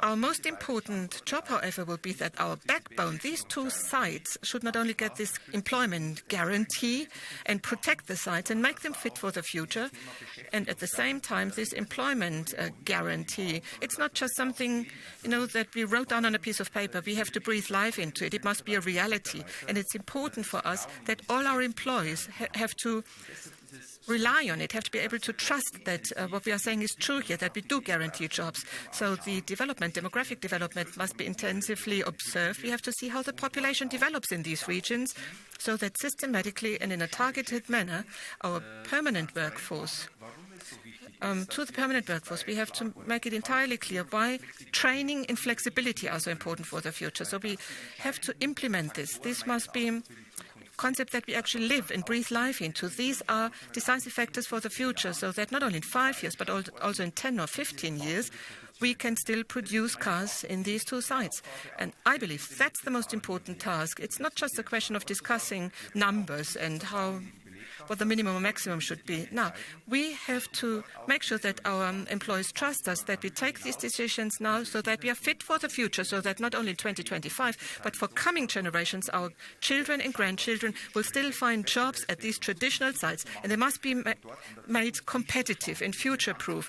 We cannot, save at the expense of our future. That's very important. So, clear statement. Also in future, at these two sites, we will invest in future-oriented fields. We will recruit people for future-oriented fields. Don't forget, more than 800 young people are currently trained at these two sites, and we are training them in completely different jobs now, jobs we need in the future.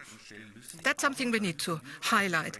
But we also have to change and adapt and make sure that we focus on things that are important in the future. Now, I'm going to jump over to the online questions. We get plenty of them. Mr. Felix Page autocar from Great Britain is asking about electrification of the entire model lineup, but he's asking, what about Audi Sport? The model lineup at Audi Sport, what can we expect there? I'm looking at Mr. Rothenpieler. Well, as I said before, and I'm going to repeat it now, we do have a very attractive offering, and this year there will be various S models that we will be launching. Now, the first step towards e-mobility in the area of sporty models, RS, is the e-tron GT. That's our first step. Last night, we gave you a sneak preview, a first glimpse of this model, but you saw other models as well that go exactly in the same direction. What we're going to do and have to do is Audi Sport must also become electric. We must have e-mobility there as well. And our icons for the brand must also become electric. The acceleration, to add that, of e-motors is enormous. So you get a nice kick. It's very emotional there.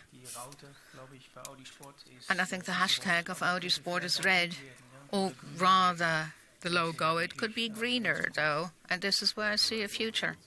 And maybe one more emotional statement with a Quattro. We've really setting examples, standards, milestones. And electrically, you can manage and control things and steer things even more and have even more of an emotional influence on driving behavior. And with e-mobile, we are going to do that. 2 short answers to online questions. One question being Short Hari from India. What about the market launch for the Audi e-tron in India? Martin Sander? The market launch of the e-tron in India, we do plan to have it next year, 2020 that is. That was fast, that was quick, as expected. Philip Lord then, he wants to know about the Q4. Is there going to be an internal combustion version of that one? Still, or as well? Answer? Mr. Rothenpieler, please. I think the range of the Q vehicles on the internal combustion side, we got the Q3, the Q5, it's fixed. The Q4 is in between electrically. The Q4, the EQ4, because of the E concept, we've got more interior space. The Q4, no, it will not come as an internal combustion version. Then next, Mr. Meyer-Fünfinger. Mr. Schott, you and your colleagues, you are mainly looking into the future, which is right and correct. I've got 2 questions concerning the presence, though. In your presentation, you said that with the numbers presented, we might have the feeling that we had a company in a crisis. Some said recovery and reconstruction is necessary. What about your take on the present situation? And then the diesel scandal. You said, as far as Audi is concerned, it will never, ever happen again. How can you be so sure? Because when I look at the situation, one problem seems to have been that there were certain structures and their corporate culture that had grown over years, decades, though. How can you be so sure that you can change it in such a short time? Okay. Well, first of all, we got the transformation. We are not living on an island. All of the automotive business is in a process of transformation. We're definitely not immune. So, whether you look at Munich or Stuttgart, it's the same for them. Preparing for the future with new technologies and new competitors, well, we all have to do that. And I wouldn't call that a crisis, but of course we got it all in one and all at the same time. We also have some homemade problems. We should have been much more focused and effective. We could have been, and that together with the transformation in the car industry really means that there is a big challenge. How you characterize it or what the press has been stating, it's up, well, to the press how they state things. If we just manage the way that we've been doing so far, we won't be prepared for the future successful. Madness. One definition is you do the same thing as always and you expect different results. To turn the whole thing around, it means when you need other results, you also have to change your attitude and the way in which you tackle things. That's obvious. Should we, or if we actually continue along the same lines as before, we get the same results. And my colleagues and I are not satisfied that crisis is something like Latin or Greek term, like a new beginning, I think it means when you translate it. More efficiency, more effectiveness, and when you look into the future with new technologies and everything, we have to position ourselves differently, our company. That's the way it is. It's as easy as that. So much for that. Second part, how to avoid a second diesel crisis in the future. Structures are important. I've mentioned a number of things already. The separation of homologation and development, that's what we've done. That's very clear. Golden rules, we implemented them together with Larry Thompson. We developed them together with Larry Thompson. We have a very strong compliance department, and to be honest, now it's really attitude and behavior, respect, openness, transparency, integrity. I think we live it, we breathe it every day. The mood, the atmosphere has changed. Of course, there's always people who are involved, but I'm very optimistic that with the programs that we have in place and the instruments implemented, to be quite honest, partly it is never, ever going to happen again. Klaus-Peter Köth is our next speaker. Thank you. Now, from a technical point of view, Audi is consistently now focusing on battery electric mobility, so really fully relying on it. So what role are the combustion engine, e-fuels or the fuel cell going to play in the future? And as an addition, can your suppliers actually cope with the speed at which you are progressing now? Let's start with Mr. Rothenpieler. Well, I believe, as far as electric mobility, e-mobility is concerned, we're setting a new standard also in terms of the sheer range of our offering. Nevertheless, and we all know it, there are a lot of people or customers who travel long distances. And there, in the medium term, we will still need diesel-fueled cars or diesel engine cars, but we will move from diesel to the fuel cell, and the future will be a plug-in version with a fuel cell. That will be the future, which electrically and with a fuel cell offers a reasonable range, and that will be the concept for those people who drive long distances in the future. Can our suppliers cope with this fast progress? Now, the suppliers, with our conventional technologies, this is not a problem, but as far as the battery is concerned, we have 3 suppliers now, so we have a wide range. 3 suppliers for battery delivery under contract for European manufacturer. We work with LG and Samsung. 1 factory in Poland, LG, and 1 factory in Hungary. Samsung has the factory in Hungary. In China, for the localized e-tron, we have CATL. That's the company we are working with. And at the moment, in this for PPE, we have now invited bids. We have a tender procedure, and in this tender, other suppliers will then be considered who have not been working for us yet. So this is the well-known strategy that we use, a multi-sourcing strategy where we have plenty of suppliers, enough suppliers in a portfolio that can actually deliver components to us. Joachim Herr from Börsen-Zeitung is next. Once again, on the WLTP issue or challenge, you said Volkswagen had a negative effect of 1 billion euros, the whole Volkswagen Group. How much of this affected Audi? What was the share of Audi? Then foreign exchange rate effects, what was the negative impact last year and what is the plan for this year? 9 to 11% margin is what you indicated.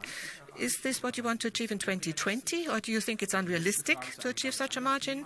And then on another topic, the FC Bayern, the football team, is now changing from Audi to BMW as a sponsor. What's your position? You have a contract until 2025. Would you like to perform under the contract, or is it actually quite convenient for you with your transformation plan because you want to set different priorities? So what role will sponsoring activities, Audi sponsoring activities on sports or culture, other areas play in future?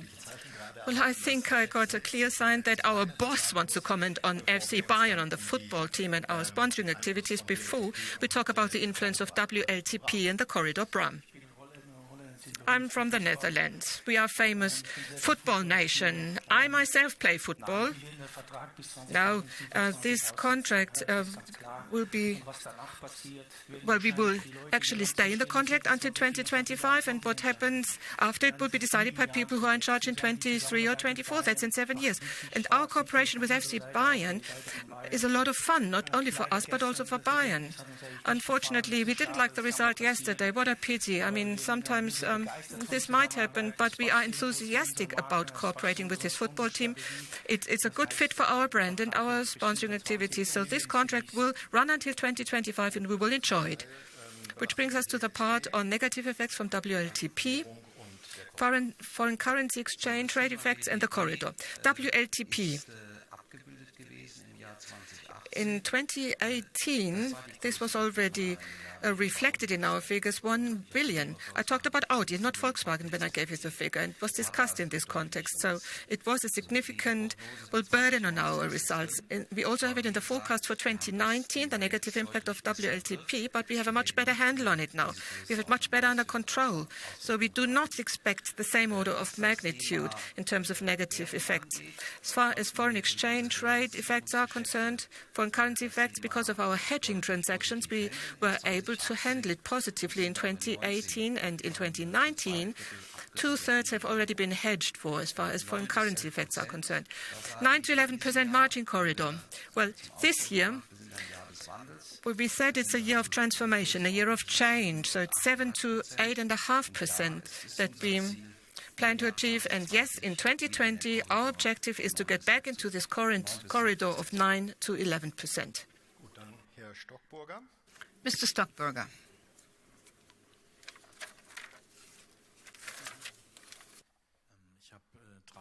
Three questions. First of all, I'd like to know, it's a question to everybody basically. You put the letter to the employees into my net last week, mentioning a couple of things. You don't want to quote figures and numbers, we know that in the meantime, but maybe a time frame. Mr. Goebel, you stated before that uncertainty on the part of employees is a big problem at present. So maybe it's possible to say at least until when decisions will be taken. And there's one thing where I'd like to get some more detailed information, utilization of capacity or using plant. Now, there is some urgency because when I want to produce a car in 2021, you have to know where it's going to be produced, otherwise it won't work. So there is some urgency for sure. So what about the time corridor for these decisions, in particular when it comes to plant utilization? When are we going to get some hard facts there? And then cooperation with competition, with competitors. So concerning autonomous or piloted driving, what I'd like to know is whether the PPE platform specifically will also be opened up to suppliers from outside of the group. MEB, it's been done now, so that's my question. So starting with the PPE, Mr. Rothenpieler, I think you'll be able to give a short answer.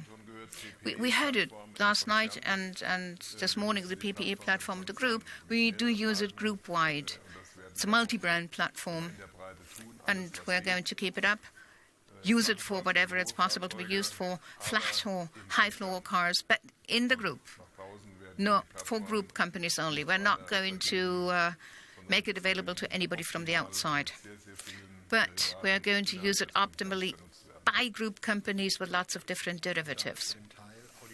Over to the future question, time frame, time window, Mr. Goebel.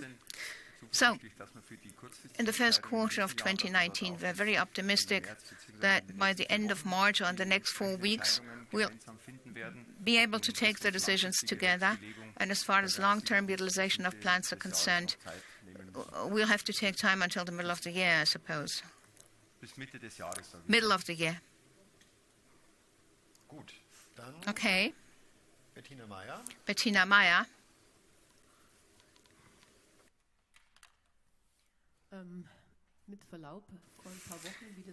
Now, if I may, there was this interview some weeks ago where it was stated that the excess staff would actually be tackled, or the excess admin, and I felt that there was really some change to be about here.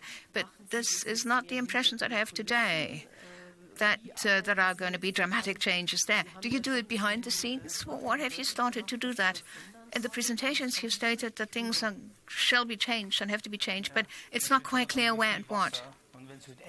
In Holland, we've got a lot of water, and when you have ducks on the water, they're very quiet on top, but they paddle like crazy below the surface. So, much noise about nothing? No, it's no noise, but a lot of work that we do. There's quite a few things happening. Hydrocephalus would be the translation of what somebody used here as a term. Excess structures. Now, when you keep growing over the years, of course, you add some fat, and of course you can be more efficient there. But there is something else that's quite clear. We do have new challenges for the future, and we have to reduce the fat and develop muscles. I think I said it in Geneva. Developing muscles means that we are looking very much in detail where we got inefficiencies in our company. Processes that don't work well, for example, too many bodies, committees, decision-making processes that are not quick enough. That's what we are checking. Now, at the management level, we see, do we really have a situation where we spend the time on the essential topics, so we don't have to do much ado about that? Looking at the agenda, has everything been critical today? That's what we have to check every day, but we don't need to have much ado about that. And then roles and responsibilities, are they very clear? We have to see whether the high potential talents, are they used or deployed on the right projects? The scorecards, have they been established properly in the company in the mid-run, yes or no? It's not just burning off some fat, it's also taking a look at people who we got in activities and functions that have become less important, that they are deployed elsewhere, trained first of all and then deployed elsewhere. In times like these, when we talk about more operating results, we might maybe also think about reinforcing procurement, whether we've really used all of the potential, whether the working capital is fine. We don't have to do much ado about that. A lot of ado doesn't mean that lots of things are happening. Very often, or quite often, sometimes it's the other way around. I really, really respect the employees, what they do. We've had very constructive talks with the Works Council. We don't need ado here. Okay. Very, very many things happen, extremely many things. Now, when you look at the 15 billion for the transformation, the Audi transformation plan, you have to turn over every rock. Everything is looked at and discussed. But we do it at home, internally, and when we're through, then we tell people what the results are. One more thing. Managers, everybody talks about them, 10% or whatever is what we talk about also in terms of numbers. But looking at the growth of the company and the number of additional managers, looking at that, so we've grown very quickly. And when you add many managers, and I don't want to refer to the quality, it means there are more interfaces, more reconciliation and agreement necessary. And that's something that we really don't need right now. So we've got a horizontal type of business. We need speed. And speed in the end means simple processes done by people with self-confidence. And as far as the speed of change outside, I have to say that developments are taking place more quickly outside. So I have to be quicker inside, fewer interfaces before decisions are taken. Something else is important. In the end, it's not that I don't need these people. They'll get new roles because, on the other hand, when I say becoming leaner with a management structure, cutting off some of the fat off flab, well, we have to use that to establish muscle. So maybe somebody with a small department might be put in charge of a big project, and that's what we are looking at. And we're almost through. Short answers for 3 more questions. Nick Augustine, I hope I understood it. Pronounced it correctly. Edward Taylor and Thomas Magenheim. I'll do this in English. Questions to Mr. Schott. You mentioned going back to Audi's strength, sharpened brand profile, Audi spirit.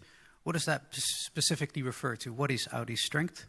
And secondly, you said that Audi is asking ourselves, what do the customers want? Does that mean that Audi was out of touch with its customer base? No, not at all. But what we currently see, ich kann es auf Deutsch machen. Bitte. Nein, was wir gerade sehen, ist dass No, not at all. But what we currently see, and I see it in the new generation of customers, customers are changing their requirements and expectations. What's extremely important is we cannot afford developing cars which do not really respond to our customers' wishes, not only now, but also in 4 or 3 or 2 years. We have to anticipate what customers need in the future. So more than ever, it's important to accurately know what your customers expect, what they need, and what kind of prices we can charge, because we need to finance our future. I said it very clearly also in my presentation. I was of the opinion that in the past it was not always the case, and that we do not have to develop for the development department, but for the customer. And if we, requirements for the future, if powertrains become less important, because at the end of the day, digitalization becomes more important, and private space in your car, the interior of the car becomes more important, then you need to know exactly what needs to be done and what we do not need to do in the future.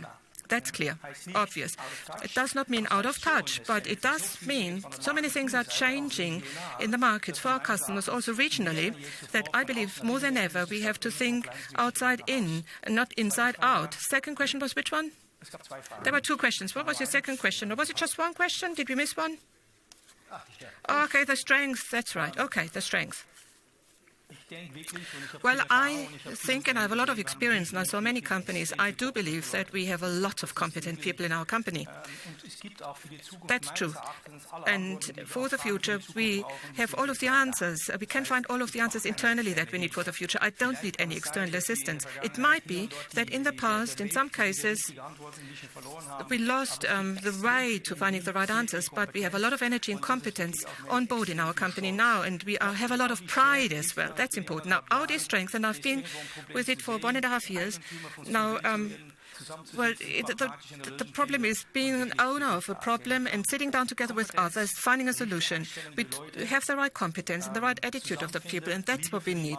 And also love of the brand, passion for the brand, and a clear vision that we need to implement. I think that's what I see, what we need. I have a lot of talks over coffee with people on my team, grassroots talks, and the energy that I experience is really great fun. I enjoy it a lot. Well, I'm certainly not at all concerned. Edward Taylor.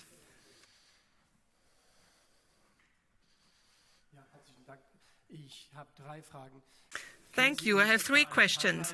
Could you give us an approximate timeline for potential talks on whether you could sell out of the China joint venture? When would you review it? Would you have a decision by the end of the year? Could you also comment on the cooperation with Lamborghini? Will there be even further integration? Because your plan for the future was that this would be moved to a different group within the group of companies of Volkswagen. Now, out of the 15 billion that you mentioned in terms of efficiency, could you be more specific? What is due to cost cuts? What are revenue gains? Could you just be a bit more specific and give us the breakdown? Because I'm not entirely sure if it's really 15 billion cost savings or not. Timeline for the joint venture. I think you talked about China, right? Okay, so I'm looking at Mr. Seitz. Well, as we said before, this is something we are going to take a look at in the next few months together with the Volkswagen Group.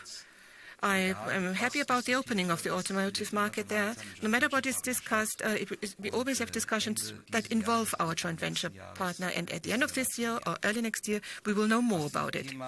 Now, as far as the 15 billion is concerned, it's relatively simple. 1/3 to revenue is attributable to revenue, after-sales process optimization for vehicles, sales costs of 1/3, revenue 2/3 cost-cutting.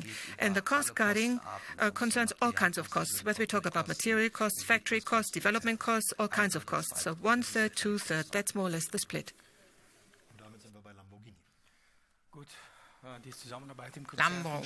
Lamborghini. So cooperation at group level, it's not important where a brand is. The most important thing is how we cooperate within the group. When you look at the future, drivetrain, engines, transmissions, of course there is cooperation quite clearly with Porsche. And maybe we can also hear something with about procurement and the link between Lambo and Audi. So Lamborghini, 80% of the parts that are bought come from group suppliers, so we've really networked everything, our cooperation, and connected. So they're a part of the network, Lamborghini are, and we do look for suppliers together. Our crisis management is done together, and we also have joined forces for innovation into products, and we use platforms together. And one more thing was said by Alexander Seitz. 2018 was a super year for Lamborghini, 51% plus sales, 41%, double-digit profit. Euros had a huge impact. I think 3 of the customers, out of 3 customers, 2 are new ones who had never driven Lamborghini before. We're very proud. They are very proud. So it's not important where a company is located in the group. It's really, we go beyond that. Thomas Magenheim. Finally, the last one. 2 questions. What about CO2 fleet emissions in 2018 and how it compares to 2017, and what do you expect for 2019? And then your wording, adjustments along the demographic development. Can you tell me what the potential is for natural attrition between now and 25? What I want to say here, I don't want to use a backdoor asking about the reduction of jobs. I just want to know what the latitude is that you got. Let's start with the demographic line, Mr. Goebel. So what I wanted to mention before, you said everything was so quiet, or has become so quiet. Now, when we talk about level of utilization of plants, permanent night shifts, how to use the plants and where, we must keep in mind that with all of the changes, of course, that we plan and the transformation, they involve people. Workplaces and people, and that is why there is this uncertainty on the part of people. And that's why we have to take a very close and intensive look. Talk to people internally. Talk to everybody who will be affected. So when we have some new realities that we have to face, we have to be on the same page here when it comes to the understanding. Trust is important. People need to have trust and know why we have to take the decisions. Maybe that's the reason why people think we are going too slow here, but the important thing is that we are on the same page, that we have a shared understanding, because then it's easier to take the decision. I don't know what the potential is. I mean, as far as a precise number is concerned right now. But when you look at the anniversary meetings or the anniversary celebrations that I attend every quarter, you see, well, something like 2,000 people attend or actually have anniversaries every year that you congratulate. And we hire 800 a year, and we want to keep hiring 800. So there is a huge potential definitely in the years to come, the next few, because we've got the baby boomers on the one hand, and we have to see how we manage this properly. And the CO2, fleet emissions 2017-18, and the outlook. CO2, of course, it's a huge focus of ours. Our market and brand controller steering, we've really started to focus very much on CO2. 129 grams was the fleet number for 2018. We are going to keep working on this to reduce the CO2 emissions, the burden there, and in the year to come, we are certainly going to abide by the limits. That's our stated objective. Thank you. This brings us to the official end of our annual press conference 2019. Thank you, everybody here. Thank you, everybody who's attended online. For those here, just leave the iPods on the table in front of you. We are going to collect them later.